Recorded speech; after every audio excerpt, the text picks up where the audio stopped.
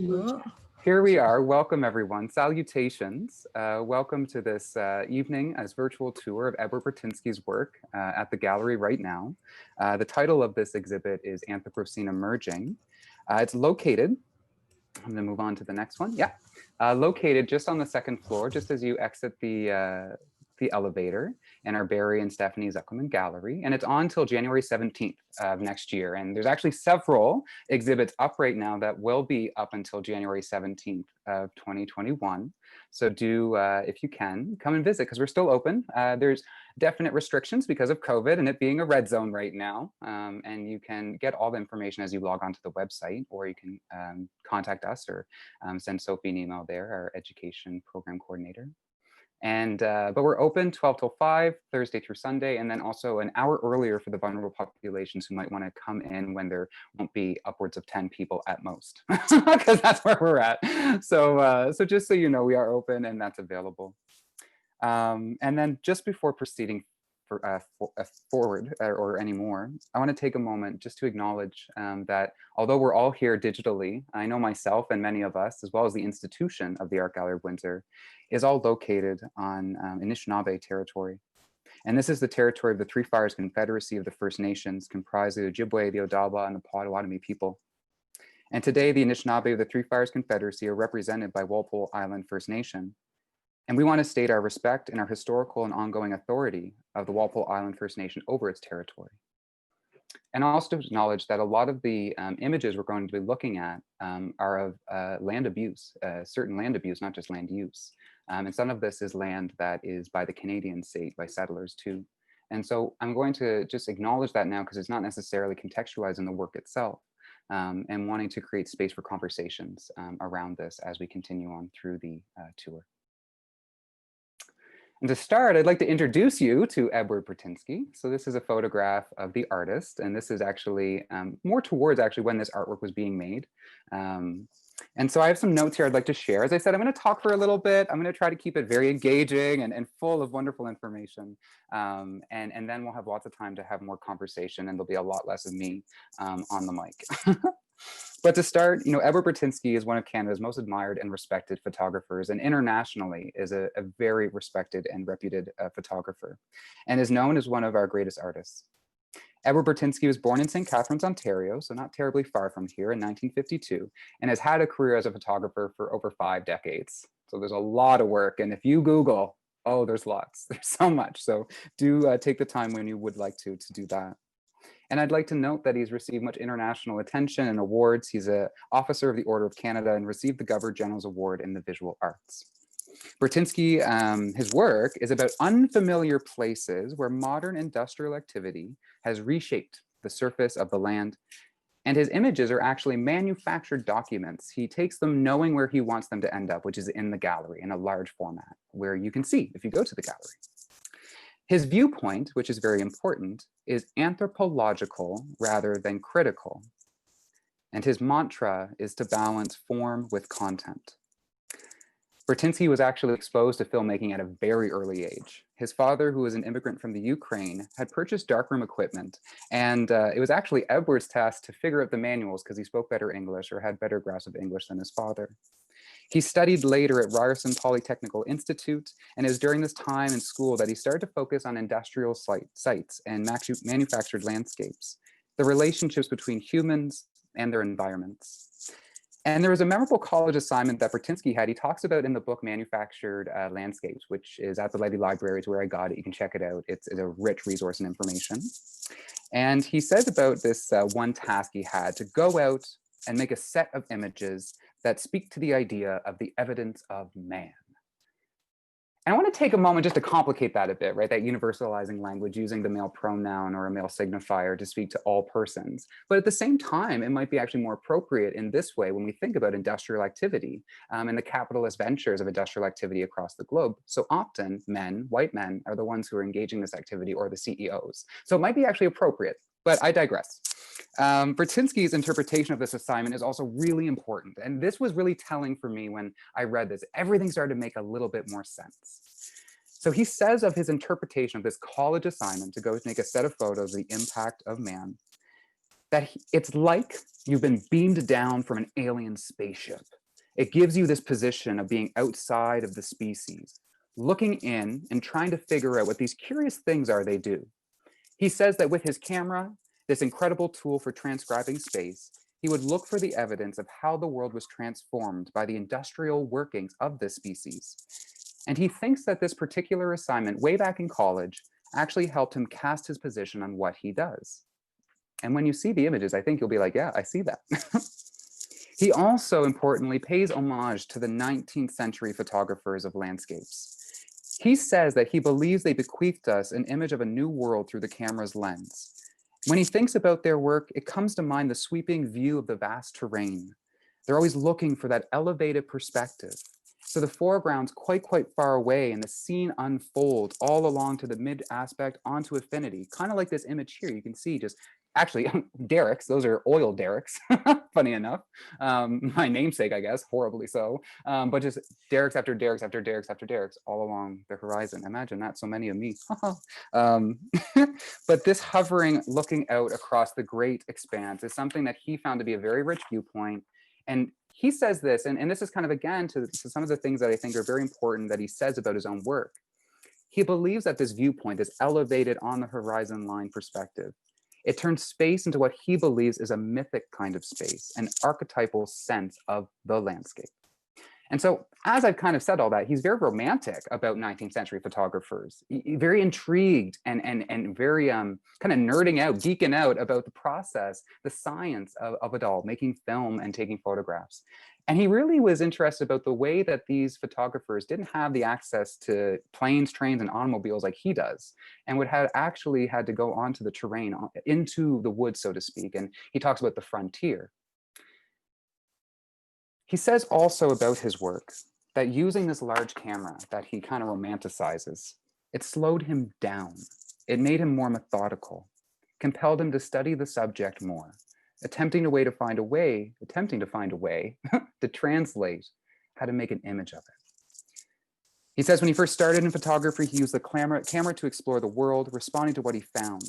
And he also says because he was introduced to painting as a child, he thought about the camera sort of the way we would think of a blank canvas, a space to be filled.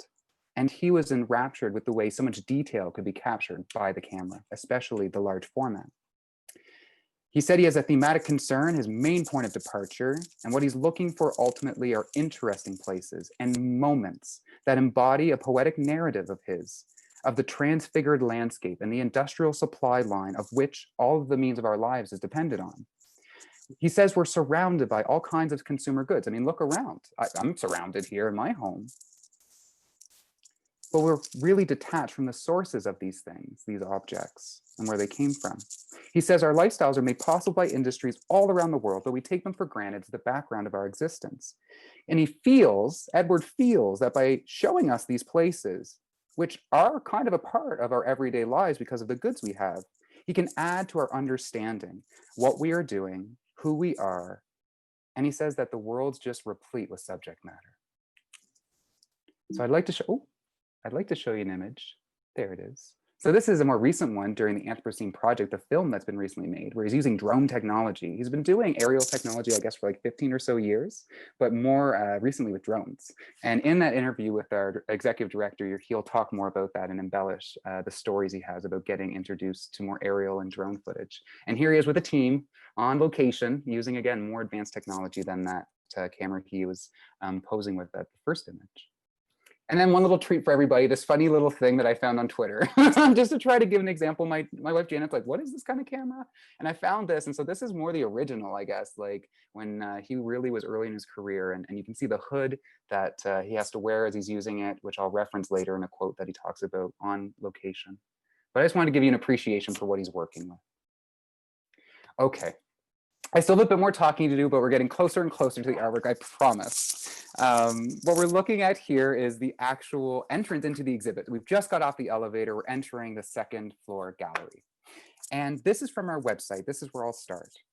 This exhibition, Anthropocene Emerging, features the photography of globally renowned artist Edward Burtynsky of Toronto. He's one of the most compelling artists of our time. His large format photographs engage viewers with their impressive scale, the striking use of light, and deep, rich colors. Their overwhelming subject, global resource extraction and its irreversible impact on an overpopulated planet, is a haunting glimpse of devastation that has, scientists argued, triggered a human epoch on the geological timescale, the Anthropocene era. And within this exhibit, there's actually 5 particular bodies of work that we're looking at, featuring ships being recycled, the interiors and exteriors of oil refineries, behind the scene looks at quarries, mining, and recycling operations. And they all depict difficult truths about how humanity is shaping our planet. Bertinski was exposed to this idea or this concept, this word, the Anthropocene, through the National Geographic. And since then, he's worked with the filmmakers, as pictured before, to spread awareness about the word and the concept, and really the urgency of the situation. The core idea of this word or concept, the Anthropocene, is really the existential threat that's posed to humans from our own industrial activities and the incredible consumption of resources. Now, Burtynsky says of his work, what he's always tried to do is bridge the extended landscapes of our existence, saying again that we get to live the lives we have in cities because we extend out into nature and into places where the resources that we need for those cities exist. Now here, I do want to pause for just one moment and deviate into a brief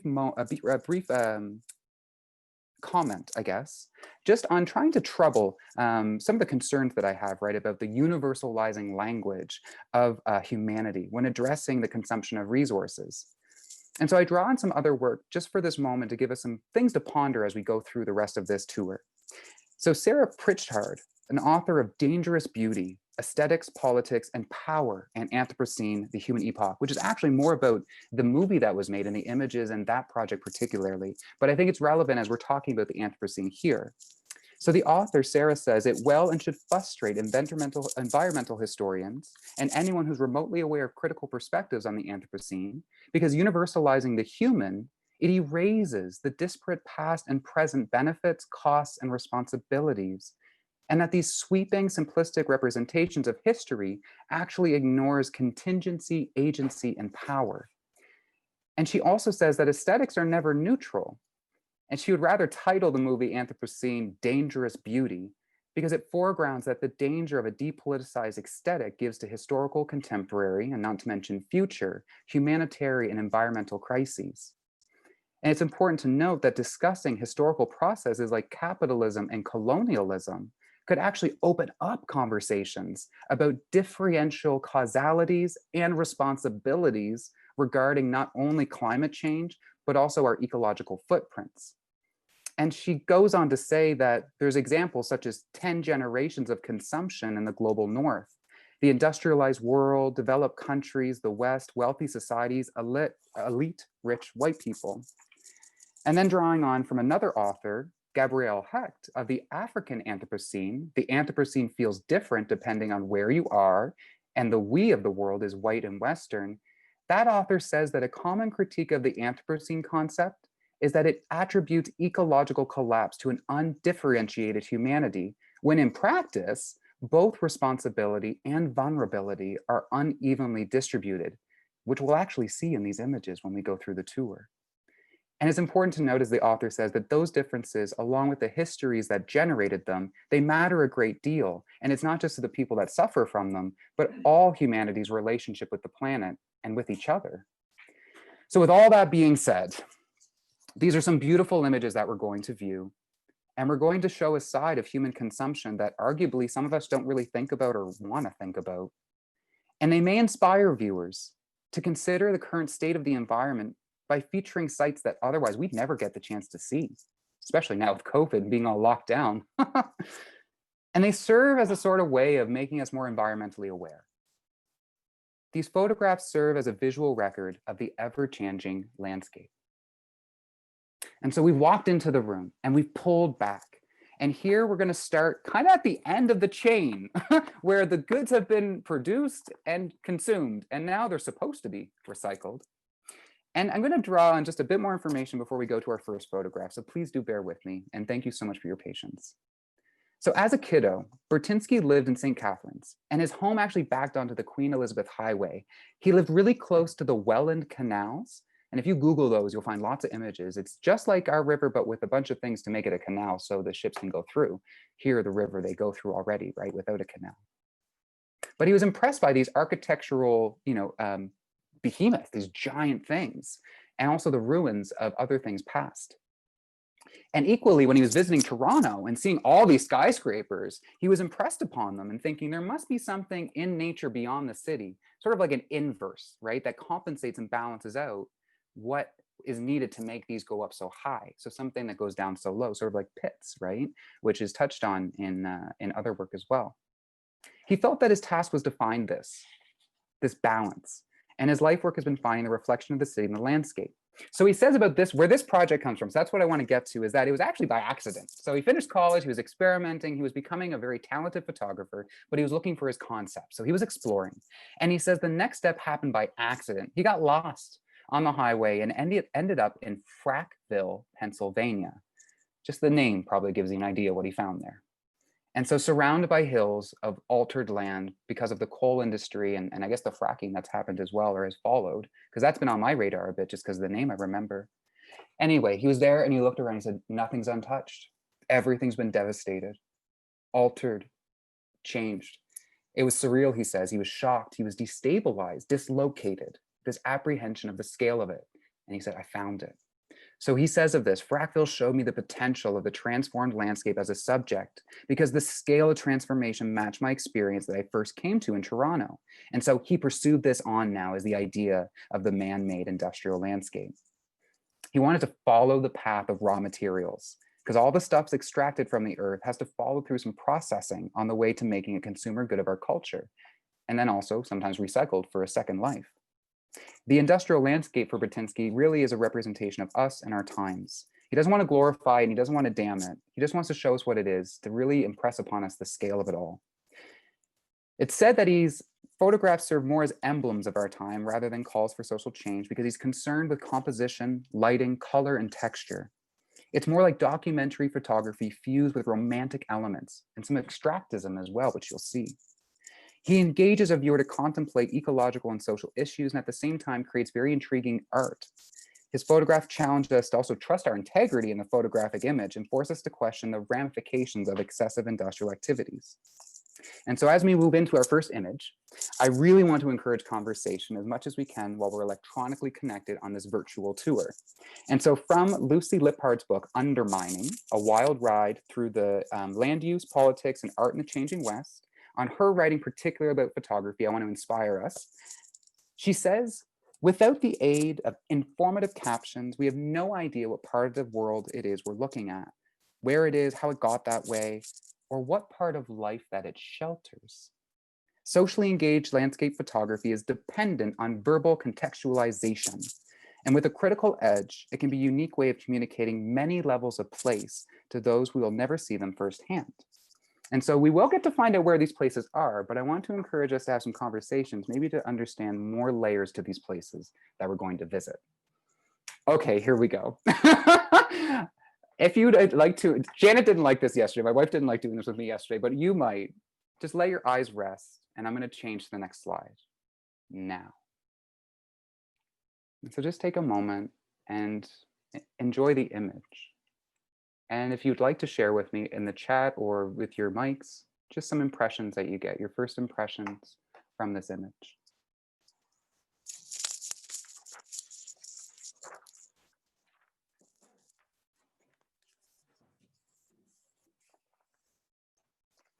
Maybe Sophie, you can moderate the chat there just because I don't have it open on my screen if anyone does come in there.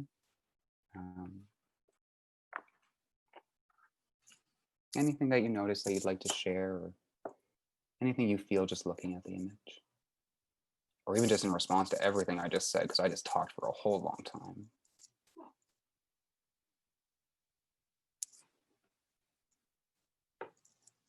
I'll keep an eye on the chat here. And Iris Chu said, they remind me of building blocks.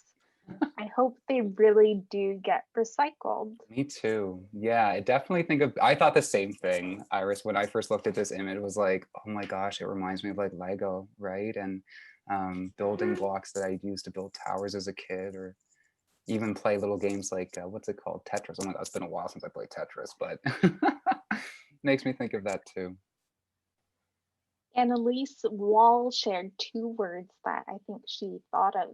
The first one was density, Mm. and the second one was waste. So two words that Oh, came please to do that. mind. Keep that up, folks. I really like just the words that come to mind looking at. That's really, and those are powerful words to think of looking at this. Yeah, there's definitely a density. Look how compact those things are. It's wild. The different texture. If you look straight here, I think you can see where my cursor goes if I bring it onto the screen. Mhm. So right here, I find like there's that density, right? Things just packed and crunched and kind of looks almost like some organs, actually, the way things are compressed and tightly fitted. It's amazing thinking how dense our bodies actually are and with all our organs pumped into the rib cage. But I digress there. Okay, If I think I've, anyone, if oh, anyone, if something comes to mind, keep adding it to the chat, and we'll monitor it. But Derek, if you'd like to keep thank you. going, Yeah, that's what I was about to say is I think we'll move go to the ahead. next one. So again, if you want to rest your eyes and then open. This is another in the recycling series. And so again, if there's any words that come to mind or if there's anything you'd like to share, do feel free.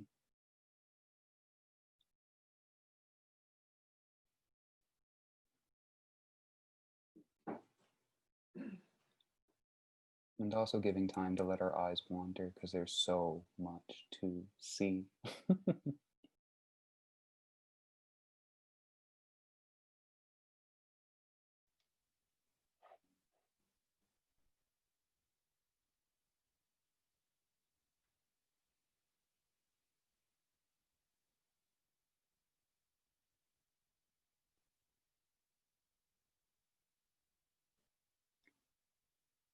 Another question I have beside me for us to consider as we go through this too is just how it makes you feel too. We talked a little bit during the dry run about it.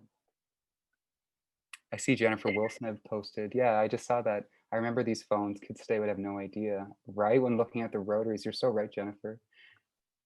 We had this little chat yesterday because we said the same thing looking at this. And, I'm 28 and I came into the world, right, in the middle of something, just like we all did. And that's something I've learned to really appreciate is we've come into the middle of so many things. No matter really when we came in, we were still coming into the middle of something. But Janet noticed this. My wife commented saying, oh wow, like those are phones that like mark a certain time, right? And 1997, huh? That's before digital phones, smartphones really became, so commonplace. And so there's a distinct mark, right? Like I never touched any of these phones. There's no way I could even really think about touching it. I was 5 years old at that time. And so I don't have a personal responsibility of that something I threw out or something I owned or consumed. But this is the reality, right, of having inherited all this waste, as we all have, right, coming in the middle of it. And then having to deal with this is kind of what was put onto our shoulders, right, when decisions were made about how we're going to consume and how we're going to create and how we're going to manufacture and how we're going to deal with waste. That I think is really, really important just to kind of reflect on. Michaela, Elizabeth Costa in the chat says the hoses remind me of worms, perhaps attempting to break down the cycle. That's interesting to think of. I never thought of that. that's cool. Yeah, Michaela Muldoon says, I think it's not to the point of the image, but all the phones off the hook remind me of communication breakdowns Yeah, and unfinished conversations. Alice Walsh, totally. I think, agrees with you, Derek. I Alice think says, me marketing too, but at least these phones weren't tossed away when a new model came out. came out.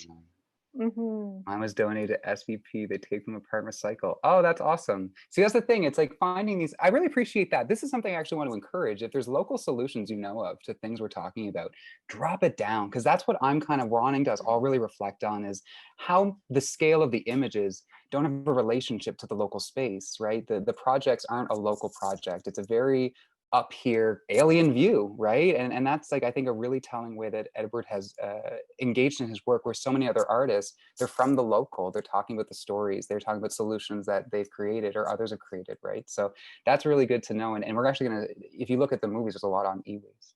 And I just want to agree with Alice that I do think there's the consumer culture, right? The newest, latest model being turned out every year or two. And it's a real problem right now because of, and that's why these images are important to connect us to that waste, right? To realize.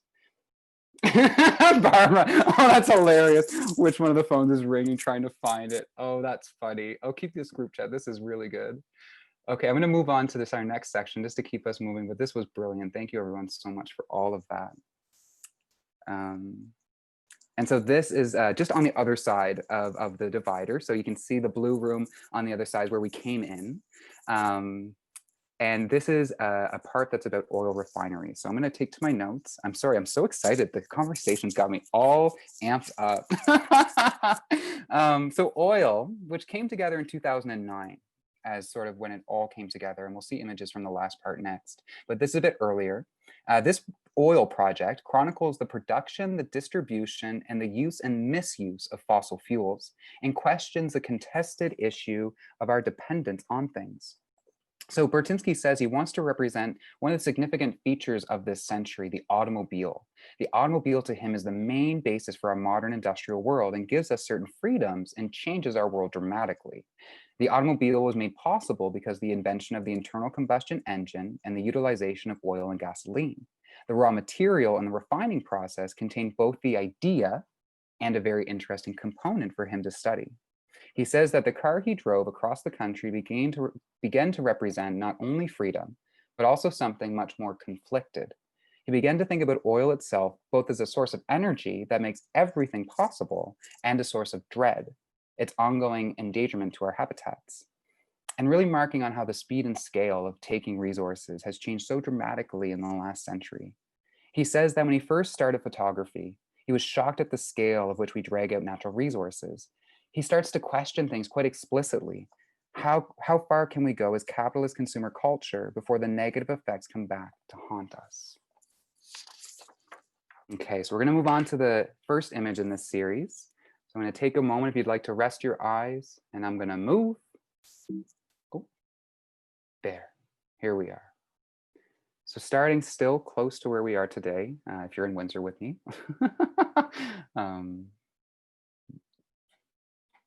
And again, just opening the floor, if there's any comments, any little things that people would like to share about what they see when they see this work, their initial thoughts, words, feelings, things that they notice or would like to share when looking at this image.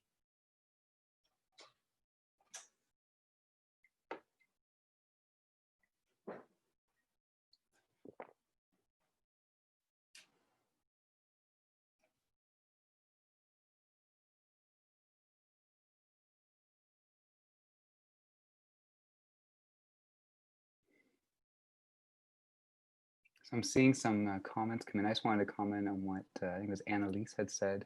Still having a black rotary phone and loving the actual bell sound. Oh, that's fun. I remember growing up with a rotary phone too. It was quite fun to play with, actually. I was bad for that. So yes, I'm just going to bring some comments in from the chat. So Jennifer says, the artistry of the pipe fitters, the skill that takes to make the bends exactly matching. Feels like something from outer space. Looks complex and organized, structured, so many moving parts. So you all like right on it. You've got it. That's what Edward Burtynsky felt looking at this. He was just amazed by the complexity, the intricacy of it all. And you'll notice in this image and the next actually, I'm going to share a couple that you don't see a landscape. It's just completely isolated in all of the patterns, the superstructure that's in front of us. And he did this particularly, he was just enthralled and he kind of just took them out of the War of the World Rights again, took it right out of the landscape. And to me, it also felt interesting that these are actually Canadian. We're going to look at this and then in New Brunswick, and these are Canadian sites. And where Canada is a settler nation state, right? It's not on its own land. It's a dispossessed people of the lands. That not being of the landscape, we don't see that, right? It doesn't make us think of that. And so I thought that was an interesting choice, although I don't think it was a part of it. But that made me think about that, right? Of really questioning what's not being shown and that isolation where it's just about patterns. It's just about the artistry of all the stuff in front of us. Okay, we're going to move to the next one. And please, if there's any comments that you want to share. Oh, I clicked by accident on the last one. Can you see the group chat on my screen? No, you just see the, okay, good. Just wanted to check there because it's blocking my view a bit. So I didn't want to block anyone's view, but just take a moment to take this one in And again, if there's any comments. Oh, Elizabeth, you caught it. Yeah, the gray, gloomy skies. We talked about that yesterday. Just this feeling of like, oh, it's a little bit, like there's this ambivalence, right? Of, I don't feel so good.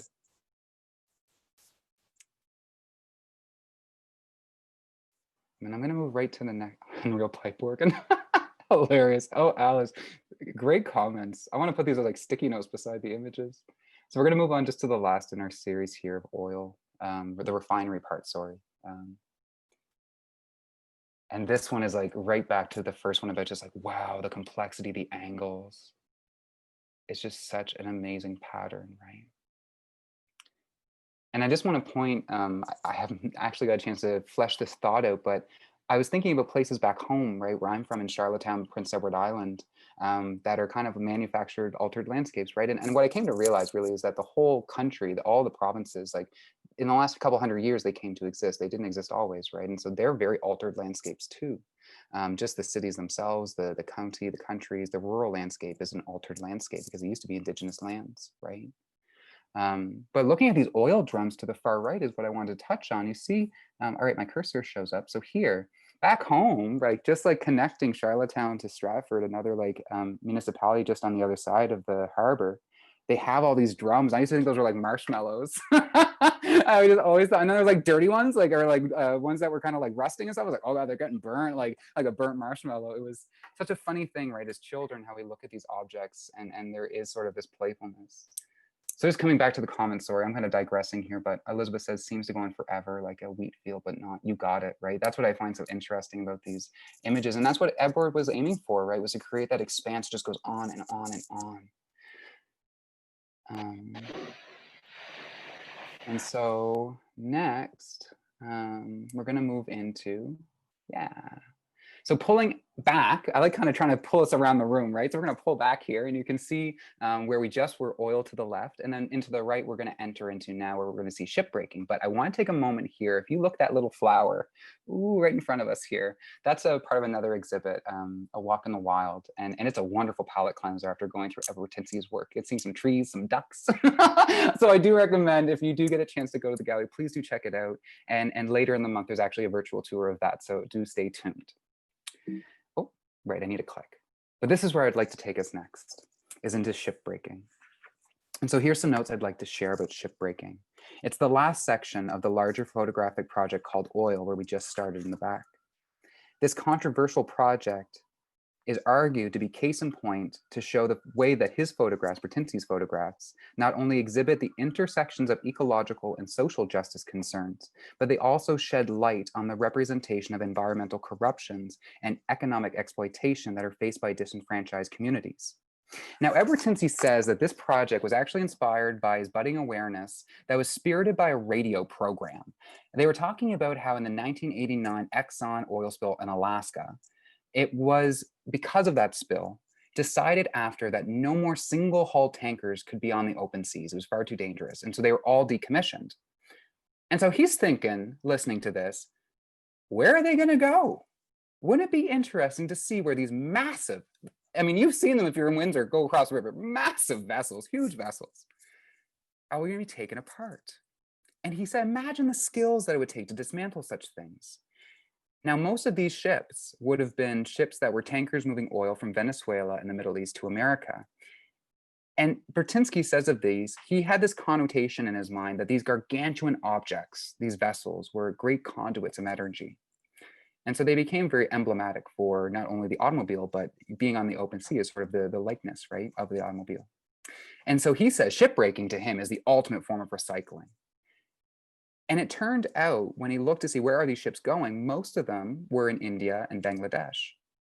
And he says this of his experience going to see these tankers and see the communities around these tankers, that for him, it was like stepping back 100 years because there was so much danger. There was so much hazards. There was such a dangerous work environment and there was no regulations, sort of like in the first industrial times of England and elsewhere. He says, I quote now, "And there I was, standing on a beach with my view camera and a hood over my head, and I had a group of 5 people helping me along. I'm sure that the workers had never had a photographer like this in their midst. And in that gaze across space, I was reminded in a way of the 19th century explorers looking at a culture revealing itself to you. And so again, this is where I become a bit more critical because it's like, whoa, like these are some really problematic people or practices of colonization and art that you're bringing up and finding your lineage with. And so I was quite concerned because even when I first saw these images, these are some of the only images where I see people in the actual images themselves. And he actually addressed this. Jennifer asked in the interview, says, you know, this is one of the only pictures of people. And he says, yeah, I had no choice. Early in the morning till late at night, thousands of people working on these ships all day long, such frenetic energy activity happening just in the middle of it. And so he said, I chose to proceed forward, and really it gives such enormous scale, such a sense of the scale between the vessels and the humans you'll see pictured in these images. So with that said, I'd like to take us right into one of these images. So again, if you'd like to rest your eyes, and then I'm going to click. And here we are, our first image from the shipbreaking series. And so again, I'll just leave it open for a moment, let you all appreciate the image, and then share anything you'd like.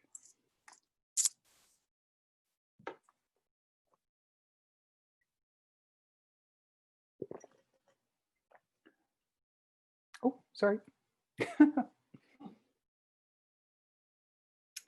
So I'm just seeing, coming in from Annalise, how many kilometers of pipe and how much oil is stored and runs through the veins. It really makes me think about consumption. Yeah.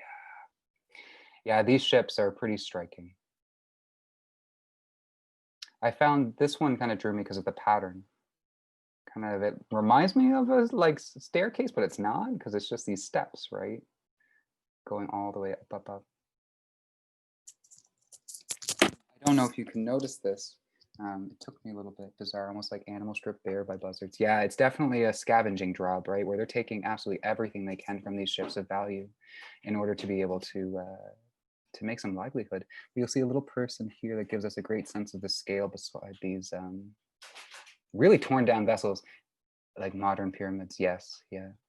Okay, so I'm gonna move on to the next image because you're touching on everything that you're going to see even more in what comes next. So this one, sorry, is actually not the greatest example of what you're describing, but I want to take a moment to let everyone just like rest their eyes on this image. And if there's anything you'd like to share that you notice before I talk much more. And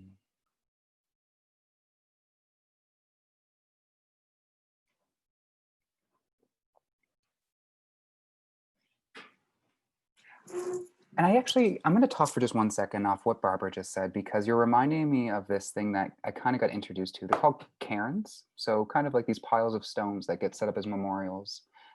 Very old, everyone kind of been doing it across cultures, right? Just building these memorial sites. And they build and build and build based on how well people were missed or known, I guess. And then when people forget, they take them down and make them repurpose into something else.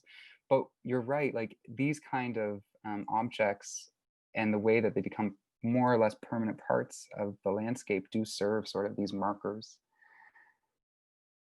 Oh yeah, I mean, if you watch the film, so one thing about the film Manufactured Landscapes is that it very much focuses on this area of Bangladesh and the shipbreaking there, as well as what's happening in China as their economy is being really, fastly developed. And there's not a lot of look at North America. There's not a lot of reflecting back on ourselves or the culture that he comes from or his society. So that's a concern I have and a critique. But you'll see the real hazards of working with the oil. Boys and men, no one over the age of 30, because of how toxic it is and how people are really exposed to a slow death. This is actually a topic, so I struck this from my notes because I didn't want to digress too much, but I'll just say here before we move on about just concepts of slow violence and environmental racism and how that affects the livability of areas, right? And people are sometimes completely tied to places. They don't have the mobility we do. And so that's why it's like, we have a responsibility here, like a relic of a backdrop of a theater stage. Yeah, this one is quite abstract. Sorry, so I digressed a lot there, I apologize. But what I really liked about this image and why I brought it here was because of that abstract nature where you start to appreciate it for all these different things it could be, or the texture, the way the light hits it, the patterns of it. That I found is where you start to really get lost in the beauty of the image, and it gets lost from the context that it's actually in. And so I like to show you the next image. I'm gonna check my time, not doing too bad. And this one I love. I'm gonna talk a little bit here. Please keep putting some stuff in. Oh, full of toxic materials. You've got it, Alice. It's very, very like, I get anxious reading it and thinking about it, right? Because I realize, like, oh my God, this is so scary. Like, I had cancer a few years ago, and so like I'm looking at toxic stuff, being like, keep it away. I don't want it anymore. And luckily, I'm in remission now. But like, I think about, you know, how fortunate I am for that reason. But these, you know, the people that are exposed here, being disenfranchised, the access to medical care is not the same, right? And they're getting definitely exposed to way more materials. I'd like to climb the stairs more. Yeah, I don't know if I would, but I wanted to bring this image here. Sorry, I'm getting a little bit everywhere. I'll try to bring it back in, but this image I thought shows the community. This is people's homes. This is their workspace. We see people here chatting off to the left, just hanging out, right? There's me sitting down, talking, digressing. And then we have people working, right? This is how they build their livelihood. They're stripping these ships and taking it down, and it's recycling. It's actually ironically considered a green industry, right? Because it is recycling, although it's not done in the best conditions. And we got someone over here hanging out, probably Janet with her blanket, watching things going on, checking in, you know, how are things going? You hungry? Yeah, it does. And that's something I actually appreciated about what Edward had to say, but it was like a frenetic energy, just all this stuff happening. There's a community very alive here. And I want to show you this last image and my favorite of the series. Yes, Barbara, I would like also to, and that's the thing that's missing, right? Are these stories and really getting like, I would love to know the stories of these workers. I'd love to know what they would rather be doing and what they hope and dream for and their favorite people in their lives and stuff like that, right? But this image, I'd like to take a moment to let us all enjoy for a minute here.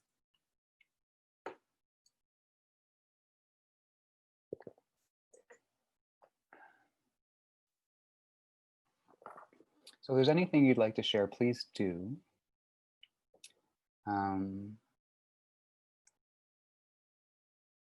But for the sake of time, I do think I'll just keep talking a little bit about what I want to tell you. Because this image for me, as you look forward through these different superstructures, yeah, you get a glimpse of the vegetation, looks like some very happy trees.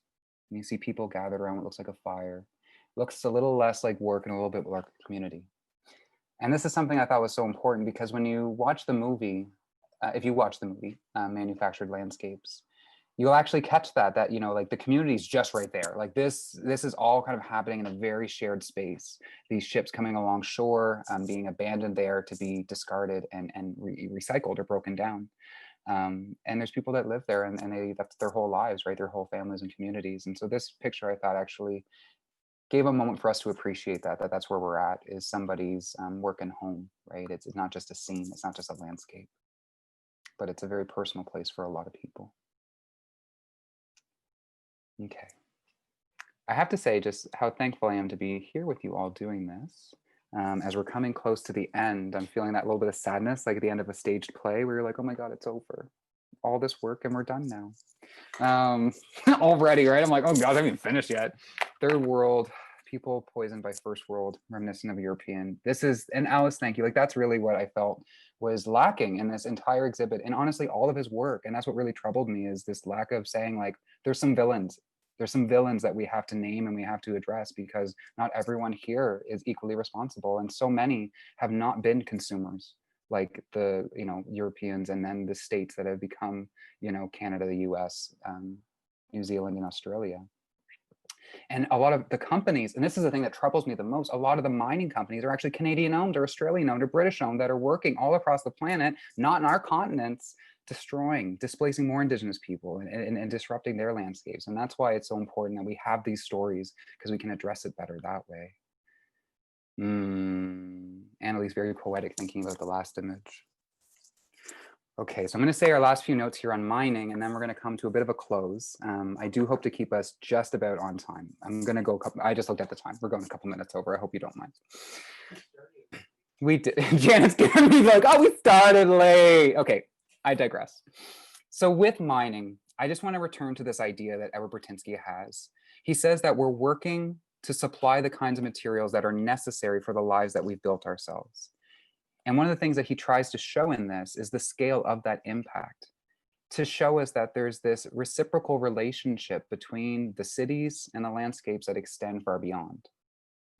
But he doesn't want to be didactic. He says that, I don't want to be didactic. I'm not trying to editorialize. I'm not trying to say it's right or it's wrong. Either, he says, is too extreme and simplistic. What he says, sort of as his kind of like what we need to do is this is what Ed has to say, right? Is manage what we're doing in a much better way, to learn to be much more conscientious custodians of the resources that we've been given. And literally, I couldn't agree more. But I do think that there's certain people we can learn from. There's certain groups of people that have always had a better harmonious relationship, and we need to adopt and address, you know, a much less consumptuous lifestyle in order to really do that. And so there's a lot of reckoning, right, that we all have to do. But the thing about waste, like I came across a statistic looking into some more research that was about like 2.5% of the waste actually produced is from homes, domestic produced. The rest is industry and business. And so, you know, we really have to reckon with those who are producing the most waste, because for a lot of people, like even if we are big time consumers with our iPhones and our technology and stuff, we're doing our best to survive often, right? Even within this very extravagant in comparison lifestyle. But poverty still affects us here in this region. So many people still struggle with that. So there is just this need to really address these dynamics, these power structures that exist in our society, the economic disparities. But I digress again, as I usually do. So back to the script. What I'd like to do, so I'm not going to take you into these images. I want you to go to the gallery. So I'm like, here's some treats that you're not going to get to taste much of. You just get to see them. But I actually want to take you over here to the most striking image, I think, in this gallery or this exhibit, and something that's been used to promote it a lot, which is the image tailings that is just right across from us. So taking a moment, if you'd like to rest your eyes, and we're going to jump right in. And so taking a moment, to take it in, what it is we're looking at, something quite close to home, up in Sudbury. And I'm going to share some information about this image, and then we can talk a bit more about it, and then come into some of our closing remarks as we wrap up. So tailings. This series is a bit older. It's from 95, 96, and it documents waste produced by mineral processing in Elliott Lake in Sudbury, Ontario. In Tailings 34, a river of oxidized metal sears the muted natural landscape, being both mesmerizing and terrifying. Tailings, such as these, are byproducts of the mining industry, and in Bertinski's photographs, they emit an unnatural orange glow as they form rivers of their own. The uncanny contrast, the contrast between the expectation and reality, in which the tailings take on the quality of lava, snaking their way through a blackened landscape, it's unaltered. Bertinski particularly leaves most of his photographs completely unaltered, doing all the work, kind of taking the photograph. So just to touch on what you said, Alice, and see that the orange river is presumably the same as it was captured by his camera. So this is as kind of lifelike as a camera can be taking the photograph. And so this is where it's that challenge, right? Like, I don't want to believe it's real. I'm looking at Mordor, right? This is an actual real Lord of the Rings, right? The eye's somewhere watching us, right? Yeah, it is really, and I thank you, Alex. Yeah, like it's unpardonable. Like this is something like Jan and I kind of like, how does it get this far, right? And the thing that I think is really important about Edward Bertinski, he was accessing places you're not allowed to go. No trespassing, aren't allowed, business only, right? So we can't actually even get here to see it, to deal with that. And the same with the tar sands, which we don't have images of here. You know, those are just vast, endless landscapes of destruction, degradation, toxic landscapes that can't be reclaimed, right? And they do healing walks there to try to feel that, because it's so important to feel it to understand what really has happened. And one of the things I do like about Ed Bertinski's work, he takes us there so we can see it and feel it. And hopefully that really, you know, drives us to change. I came in here already knowing, right? Like I've seen enough. I know things are needing to be addressed. And so I came here being enraged, right? I wasn't like, oh God, I need to reckon with this. I was like, oh God, we need to reckon with this, all of us, right? All that bad, not changed. I don't know. That's something to actually to find out, Alice. That's a great question. I wanted to actually kind of look into that, is because this is a bit older, right? 25 years, but it's somewhat permanent. So I'm going to make some closing remarks. Or actually, I'm going to go through these first, and then I'll get into my closing remarks. So being unpardonable, it looks like scar tissue, a bleeding wound, getting morbid, and it is morbid, right? I mean, honestly, that's what I thought about, is like, how can we really show how morbid this is? Because this is such a violent act on the landscape. It looks beautiful, yes, and it has a devastating impact. It does. And feeling guilty for plastics. I was actually feeling guilty for beer cans after because I like to have beer every once in a while. I'm like, I should do more growlers. I should really stop getting cans. Just something, right? Anything, just to say like I've made a different impact than I was making before. And I think that that's the thing that it's telling, right? We're talking here about how we're going to change. And so there is power in these images, as artwork, that I think does pull us to try to think about things. Yeah, that's the thing, Elizabeth, right? Is what we see in the background. Okay, so you're catching all my notes. I love it. So I'm going to just say these last few things, and we're going to come into a bit of a wrap up and close off for this evening. And I just want to say again, such a thank you for being here tonight. And so what I wanted to say, a last point just about this picture that you've already caught up on, is that this picture, this is from the publication, Manufactured Landscapes. A direct quote, "The tailings photograph depicts a ravaged scene. There is nothing hopeful, nothing to suggest the possibility of renewal." And sadly, that's the contrast from this image to even shipbreaking, where it's toxic and stuff, but they still got some trees in the back. You know, there's some left that we can see that gives us a sense of hope. And the way the light hits, I had hope looking at that image. I had a sense of people's lives beyond the devastation. But here, it's different, right? It doesn't feel that same way. And that's something that, you know, this is why I wanted to stop here, is that because this is the reality. This is where it ends. Like, I don't know. I mean, I'm not an expert. Goodness, like I probably wouldn't have the solution in if maybe it was out there. Yeah, they let us. I know, right, Alice? That's what I thought too. Is like, wait, they gave this to us? Oh God. But it's that we, you know, in Canada, being a peoples who are not from the land, of the land, but are here as guests, who are here to share the land and follow treaties, to harmoniously both dwell and survive and live lives here for as long as the river flows, as the grass grows.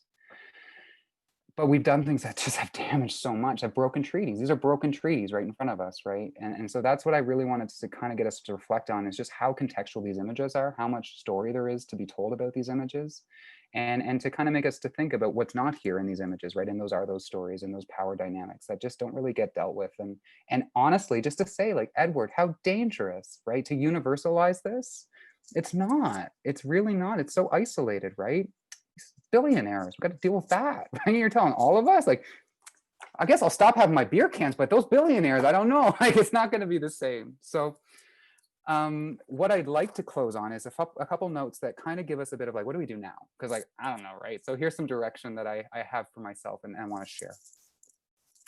So returning to Lucy Lippard from Undermining, the book I had mentioned earlier, reflecting on what we are doing when we let greed and inequity triumph, which is what we see here. She says that our way of life is endangering the whole world, and those in charge seem powerless to stand up to the powers that profit from this global colonization. However, an increasing number of artists and activists are taking up land use challenges. So not just shooting photographs to undermine, but digging deeper, so to speak, into underlying issues. So calling attention not only to places that are desiccated by industrial activity, but also to the people who live there. Artists can envision alternative futures, other worlds, and rehabilitate the role of communal imagination. We can ask questions without worrying about answers and give way to more painfully focused visions of the fragile landscape and its bewildered inhabitants. Ambitious reclamation projects make sense. There's a real and valuable function for artists who think big and really want to escape cultural confines. So don't let this be where we stop. This is just a starting point or something that we're in the middle of, right? And so then return back to Edward Bertinski in my closing remarks. In a 2018 interview titled, "It's Hard at This Moment to Be Optimistic," Edward Burtynsky says of the future of the planet that he still is optimistic, and that we have the tools to solve problems, at least the very worst of them, and that we can do it if we put our minds to it. He says, though, my optimism is a bit thinner when it comes to if we'll get there in time. We're not moving fast enough, and the window is narrower and narrower and narrower. And then in 2020, very recently, at the Art Gallery of Windsor, virtually done with our executive director, there was a virtual artist talk with Edward Burtynsky.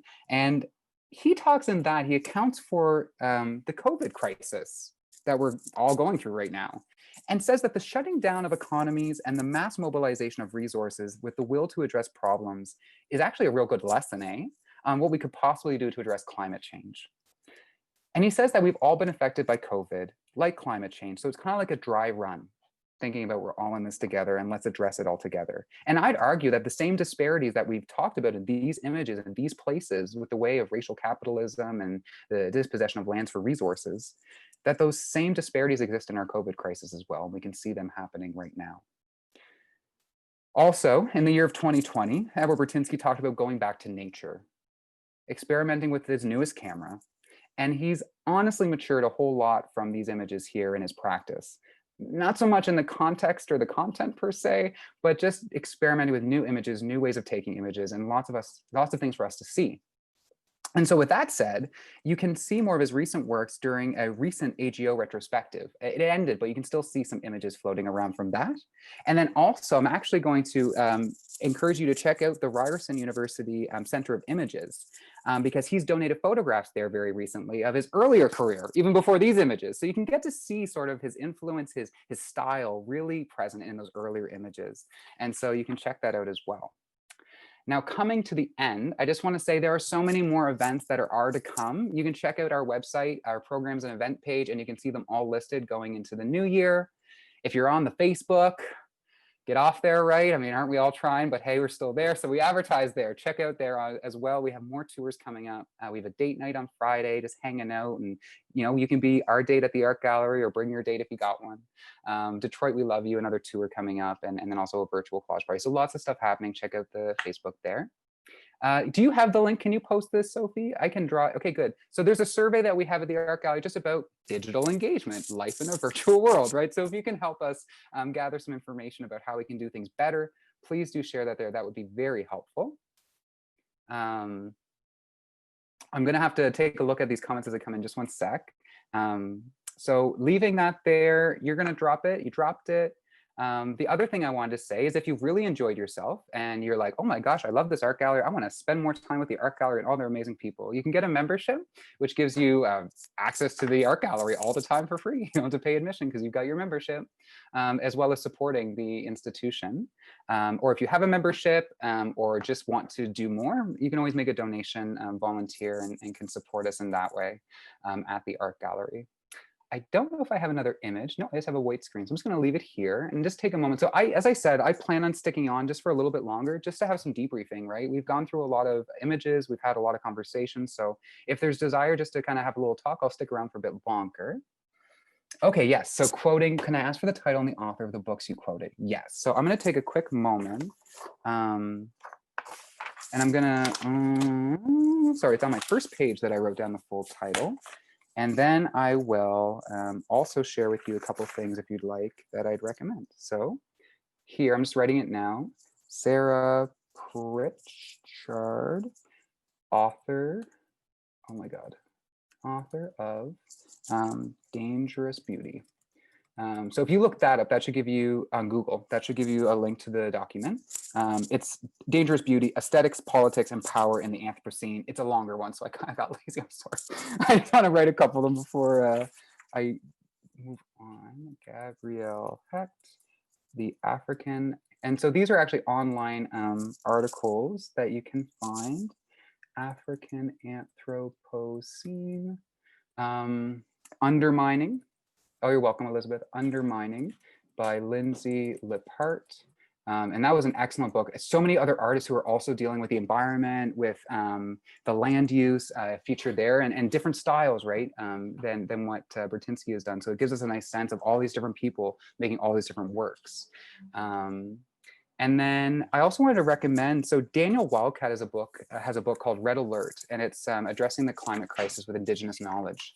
And that's a really wonderful book. Oh, good, Annalise. I'm glad that this has been such a fantastic experience for you. I'm so glad you were here. So Daniel, I'm going to write these down actually, just so it's a part of the list that we've kind of created. And I'll stay on a little bit longer so everyone can also just like copy and paste these so they're not lost after we close it down. Oh yeah, I'll put it on the event page, as Janet just said. So just taking a moment here, I'm so sorry if people want to jump in at all, you can always turn your mic on if I'm not catching something. I should have had a little list ready for this. Sveta Samake Simpson. Betem Osake Simpson, as we've always done. Oh yeah, yeah, drop them, Sophie, as we have always done, as we have always done. And I'll talk about these in just one sec. These are ones that are kind of like follow up. um, deep adaptation. Okay, and then at art site. JPEG King at art site Astoro.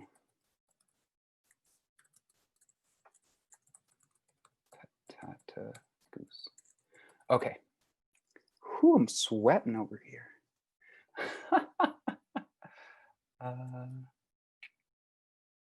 Just making sure I spelled that right. There. So I'm just going to kind of go through these comments here, and I'll say what other people said, and I'll explain some of the books I put. So I'm just going to go up a little bit where we start dropping some links and stuff.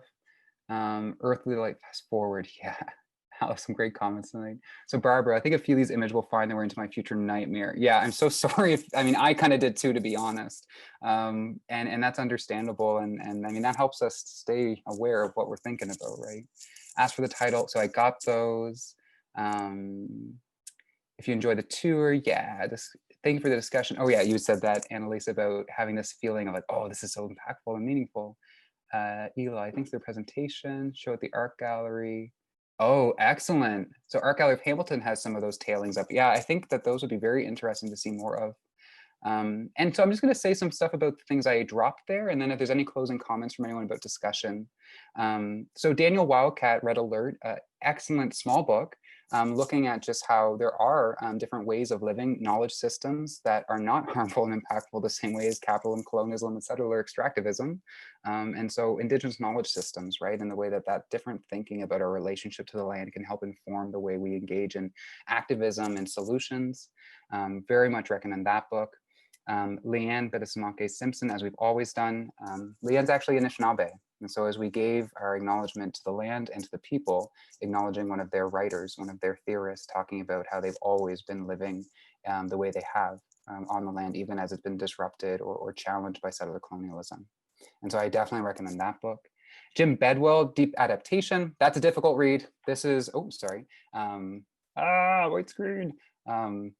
That is a PDF that you can find online. It's also a website. So the Anthropocene project is a website. Edward Bertinski is doing this larger project that you can get more information on, more engaged in his work and what he's doing, which I think is great. I would definitely check it out. I have checked it out, actually. I'd recommend checking it out. But Jim Bedell is talking about how there's a lot of censorship around being an alarmist around ecological collapse and social collapse because of it. And so he's been challenged as a writer, as I can't remember his profession exactly, but he's been challenged on trying to raise the alarm, right? And many are. We don't want to make anyone too scared, right? How bad it's going to get or how bad it could possibly be. And so that's a really important read to get a realization of like, it is really bad. And we should be acting like it's really bad and making some deep adaptations, some big choices in how we live to compensate for that. And it's also something you should read in a group. My friend gave it to me to read first so we could read it together and talk about it. So I've read it. So if you read it and you need someone to talk to, please, I'm there for you to talk to too. And then JP King has done something in Toronto, based in Toronto, about trash and looking at our relationship to trash. That was very interesting that I would recommend. And then Astoro Patatagoose has recently had a residence at the art site and had talked about their relationship as an Anishinaabe person to the land, looking at alleys, looking at what's left behind and what's left out and whatnot, and other people's relationships to the land, especially settlers. So I'd really recommend just getting these different influences, right, as we're looking at the land all over the place, thinking about the human impact, and then thinking about who humans, what humans, right? What's this we and stuff, and complicating that. Annalise, I saw the Anthropocene show. Oh, you saw it. Oh, incredible. Yeah. I mean, that's how I felt going in there, Annalise. When I first saw the exhibit, I'd read Jim Bedell's work about deep adaptation. And so when I went in there, I was like, oh God, here it is. This is what I was just reading about, right? Jennifer, oh, excellent. Thank you so much. I'm so glad you joined in and you enjoyed it. And I'm so thankful that everyone was here. I'll leave it open now. I've kind of talked for a while. So if anyone wants to turn their mic to say anything or comment on the thread there before we close. All I can say is such a thank you, right, for having me here. The new Blanche, a few years at City Hall, a massive display of crushed pop cans like the photo. Whoa. See that Yeah, relate? they were stacked maybe 12 feet high or so, and there were walkways through them, and it was just like, I just realized it was just like those in the photo. Yeah, the And first it one that we was had just looked at. kind of awe-inspiring. It was kind of like, oh my gosh. And then when you hear that only, what is it, 2% of plastics and recyclables that we use Mhm. get recycled, that Exactly. that goes into the stream, gets recycled too. And I'm thinking, and then there's people not throwing things away, not recycling properly. You Yeah. know, I'm always walking around picking up. Yeah, I know, right? I ride a bike, right? And I'm always like, well, even if I'm riding my bike, I'll stop and pick up a plastic bottle and stick it on my rack. And if It I is. go to a park, I inevitably have a plastic bag in one of my bags or panniers, and I'll end up with a whole bag full of stuff. You know, usually it's single use plastics Yeah.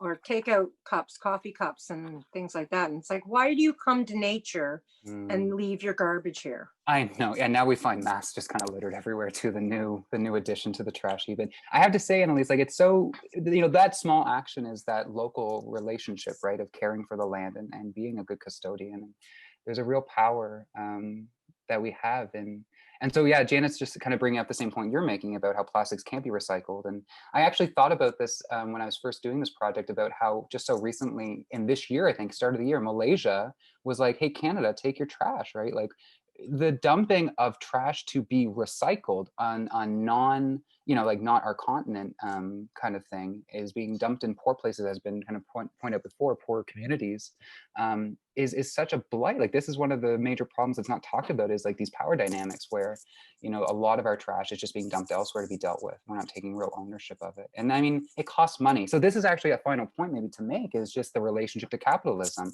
where it needs cheap raw resources. So the land doesn't mean anything and it's not worth anything, right? When in reality, it's the most precious thing. It's the most precious. We live on Garden of Eden, right? The earth, the most beautiful planet ever. Just like, it's just, to me, is just like, oh, it's worth everything. And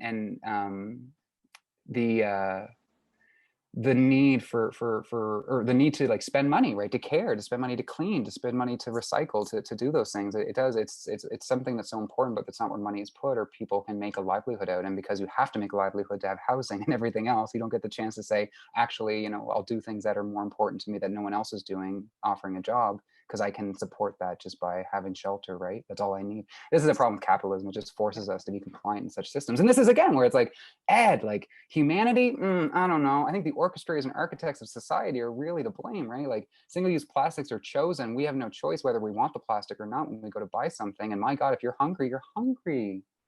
Get something to eat, like we have to care for ourselves. And something that actually I read that I didn't cite in this because it kind of was digressing in a far off topic, was having a more indigenous relationship to plastic. The way that we see it is unnatural. Well, no, it is natural. I mean, it's made from natural things, so part of our landscape. And maybe the plastics, kind of doing some things that we don't want, but that's a whole nother thing, right? That the plastics can actually, like, I think the writer Max Lieberman, I think is the name. I'd have to actually like dig for this. But he talks about, or they talk about, I don't know gender, they talk about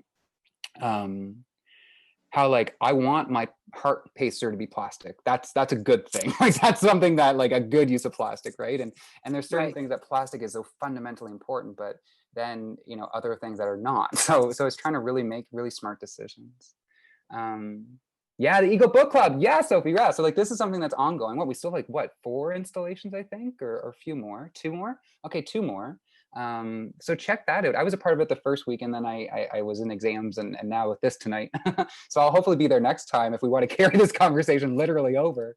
But yeah, this is the thing that really helps, right? Is these conversations and these meeting of minds and thoughts and hearts, right? Yeah, and I have to say, Annalise, like the bag, it helps, right? And it just keeps it, and it's such a nice, it feels good, right? When you're like, I cleaned that little area there. Yeah, It looks a well, whole I'm lot carrying nicer. bags around with me anyways. I haven't actually asked for a bag at a store for years, but I still have a green garbage bag full of bags, that I use until they fall apart. Yeah. And what we were talking about masks. I figured out a way to get the elastics off of the masks with my feet, so I don't have to touch them, because I worry about birds or other animals getting elastic stuck around their neck. right? And I'll pick Yeah. up those little plastic rings from bottles and cut them, and I find those hair bands, right? Those elastic, Hmm. coated hair bands that people use, and I'll find those, and I get my little folding scissors out of my pouch, and I'll cut them and put them in my pannier. And when I get home, I got gloves, and I'll take them everything out. And like, I just don't want animals. When I see photos of turtles with, they've Yeah, had a plastic drink, 6-pack ring around their shells, and exactly. they're Yeah. misshapen, and they're getting the nose pulled out of that huge sea turtle, the straw, pulled out of the nostril of the sea turtle, like all that stuff. I think about it and I cry and I worry about it, and I do the best I can to lessen my impact on, and which I guess a lot of us do, and we'll be reminded because of this Hopefully, right? show. Yeah. And what you're saying that's, is, that camper, this is something my dad taught me, was like the camper credo, right? Of like, leave it better than you found it. And right, that's, yeah, pack it in, pack it out. you got it, right? And if someone else left something, clean that up. So yeah, leave no trace. you've got it. And so I think that there's such different ways that we could be engaging, and hopefully, and I have to say, this is where it happens, right? Is community and being influenced. I definitely think, because I've been a bit lax, to be honest, about picking up trash around me, but I think it's because it's like, oh God, it's COVID, stay home. Yeah, COVID, yeah. But before, it was kind of like, especially because I live on the riverfront, so outside of my house, Oh. it's like, this is kind of my front lawn. I'm going to care for this, right? And it's so nice to really care about the land and care about the water, right? And I'm a big softie, so I guess I really love caring. That's a whole nother thing. Yeah. But trying to really bring that into our communities, right? Of just caring, and these conversations really help lift our spirits, right? Because as you said, it's hard.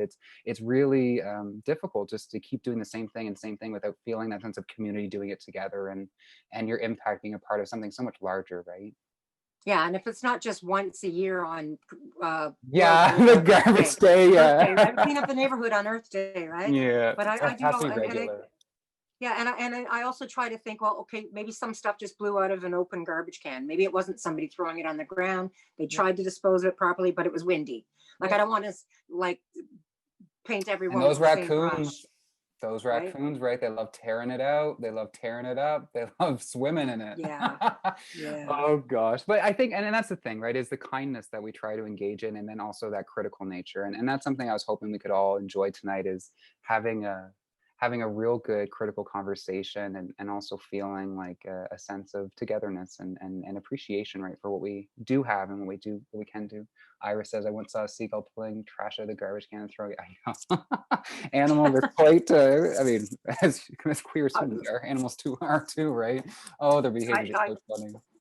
I had a puppy years ago when in my 20s, and I'd take him to Christie Pitts, a big park in Toronto here, and just run him for like 2 hours before I took him home, because otherwise my Right into the boyfriend trash. wouldn't be able to sleep, right? Because he had too much energy. We were away at work all day. And that dog would bring me all the garbage he would find. I'd be sitting on the grass and he'd bring me garbage. And I'd like, I should get you a job with the city. Yeah. Right. And I was active about that stuff back then, even in my 20s. So this is like 40 years of doing this kind of activism without me realizing it was activism at the time. Just get this crap off the floor, right? Off the ground and stuff. Yeah.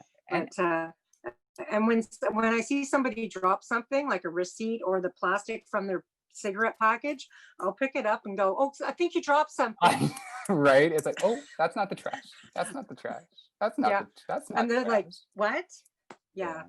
It's funny, just what you said there about having this mind prior, and I think maybe wrapping it back into that idea that we come into the middle of this, and we all kind of find our way in this, and I just want it to be fair, right, to people who have been their whole lives thinking about this, or who have been, they're not emerging into awareness, they're like, oh yeah, I'm aware, and I'm really worried, right, and that sense of really wanting to address that. I think this project is it's a very good representation of where Edward's at, right? And where people like Edward are at, where they're like, whoa, like I'm growing awareness about how bad it really, really is, and trying to show that. And then some of us are like, oh yeah, Ed, come on. Like, we know this, like we need to do more than this, right? And hopefully, hopefully with his resources, right? Because the man says himself, like, I fund this, I'm spending money here for my work. This isn't cheap stuff I do. Can really, use some of that privilege and power to help make a difference in the people's lives that he's documenting, and the landscapes that he's going in and making a career off of, right? It can be something that's more reciprocal there as well, more personally. But I have to say that in doing a lot of research over the last week or so, there's been a great deal of appreciation for how much can be thought about and talked about just around this work. And that's perhaps its role, right? Is it is very valuable in the way that look how much we've said about it and talked about it because it's there. And so that's where I've learned to really appreciate the contribution. What did you want to say there, Annalise? Sorry. Oh, well, me? Well, when I was talking about having a bag full of bags, I just remembered something too. When we were going to school and my mom would make us sandwiches, and they had the folding top plastic bags for sandwiches, we were told to bring them home every day. And my mom would rinse them out, wash them out, put them on the dish rack and use them again. And we use them until they had a hole in them or something, right? And she would save foil. So did her mom, from the Depression, right? And string, ball of string. I've got string. I save string. I save my plastic bags and wash them. I actually use like the heavier gauge plastic that I get some tofu in and stuff like that. I rinse it out and I keep it for things like whatever I need to sort, You can figure it out. That I need a heavier bag for. So I'm carrying on my parents' legacy and my grandparents' legacy. And that started in the Depression, And so I really appreciate what you just said there. It touches on something that maybe I'll kind of bring us to a close around, which is another book to read or another book to ponder about if we don't actually read it. And it's by Leanne as well, Bedasamake Simpson. Nupaming? Oh, I have it, I think, right close to me. Let me just take 1 second to look at my little, I have so many books. I actually do have it right beside me. So just give me 1 second here. I'm doing an awkward reach across so many different objects because I keep my clutter so organized. Nupaming. Didn't everybody do that over the last 8 months or so? Right. So this book, I see. Actually, it's like more work of fiction. This is actually less about like ecological collapse and degradation and more about stories. And there's this doping. Yeah, there's this part of the story. Yeah, I don't know how it looks on your screen. It's maybe reversed, but I just brought this up because of what you said there, Annalise, about. Am I saying her name correctly, by the way, Annalise? Yeah. Good. Yeah, please. Excellent. Good, I try. But about prices, right? She uses a lot of prices in the book and says exactly how much things cost. And the person who had read the book was interviewing Leanne about it, asked about it. And Leanne said, well, that's something that we used to do. My elders all know how much everything costs still. And they remember, thank you. They remember quantities. They remember these things because it was very important. And so that is something for us to kind of reorientate ourselves a bit more around, right? Is trying to think about how important it is to know, okay, I guess maybe I'm kind of getting, not a well-formed thought I'm sharing, obviously, but just that it made me think about the different things we know, right? The different things we know because how important that knowledge is. And so for myself, where, I've never had necessarily financial security, but I've always been just going for what I got. I'm not thinking so much, right? There's just this constant in and out. It seems, and that's been difficult because it's been often leading to moments of impoverishment because you're like, oh God, I'm not thinking enough about money. And so financial literacy is such an important skill because it helps us realize, the impact of things and gain an appreciation, which hopefully translates to when we look at scenery as well. We think of the same thing about how much it costs and things like that. Because that awareness, I think, maybe is partially what we're lacking, right? Is that appreciation for finitude. And coming from an island, I think that's something I unfortunately inherited. It was like, oh gosh, like there's water everywhere. So the land ends, right? And there's only so much and we have to really care for it. And that stuff is really important. So that's why I really hope that we can be encouraged to think about, the poison river that is our river, or the poisons in the river, because it's not necessarily a dead river at all. But just those toxins and how can we relate to that and care about it, right? Alice says, my great aunt was so proud of Mrs. Eaton, the Departmentor Doyen, because she repaired shoelaces and used them again. Yeah, repairing stuff is one of the most amazing skills. Like being able to repair things is such an important skill. And I hope that we can think about all these life skills and how valuable they are to us. And obviously, as we've been kind of locked down, we've been getting a chance to engage in some of them, right? Well, I guess I'd like to kind of open the floor for any closing remark before I give my final goodbye. If there's anything anyone would like to share, or as a goodbye themselves. I'm so thankful for all this engagement, and thank you, Annalise, for kind of sharing a bit of, leading a bit of discussion there, and sharing some stories and giving us a bit of a perspective of what you do, right? And because that's what I was hoping we could kind of get to, is a bit more of our personal relationships in all of this. Yeah. Awesome. Well, thank you all so much. I had a blast. I mean, as I think someone else said, I'm probably gonna have some nightmares, right? You know, thinking about these things, but here we are, right? Is we're still here no matter what, and needing to do something. And so we'll continue to do work, and hopefully continue to invest in each other's joy as well, and support the development of greater communities.